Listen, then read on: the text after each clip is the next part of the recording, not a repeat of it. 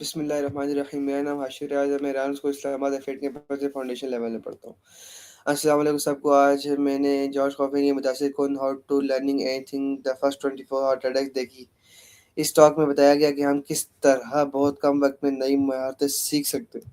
اپنی گفتگو میں خوش خافمی نے کہا کہ ایسے لوگ سمجھ نہیں بن سکتے ہیں، سالوں لگتے ہیں، لیکن حقیقت یہ ہے کہ اگر ہم 20 گھنٹے فوکس کے ساتھ محنت کریں تو ہم کسی بھی چیز کی بنیادی مہارت حاصل کر سکتے ہیں.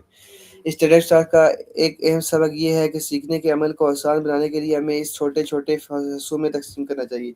ہمیں فوراً پرفیکٹس کی کوشش نہیں کرنی چاہیے، بلکہ ہمیں بنیادی چیزوں کو سمجھ کر مسلسل کوشش کرنی چاہیے.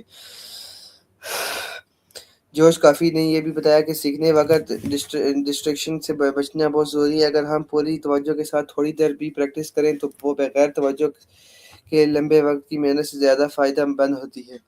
اس ٹاک کا ایک اور اہم پیغام یہ ہے کہ غلطی کرنے کا خوف ہمیں سیکھنے سے روکتا ہے، لیکن حقیقت میں یہ غلطیاں ہی ہمیں بہتر بناتی ہیں. جبکہ ہم غلطیوں کو قبول کرنے سے تو تیز سیکھتے ہیں اور خود پر اعتماد بڑھتا ہے.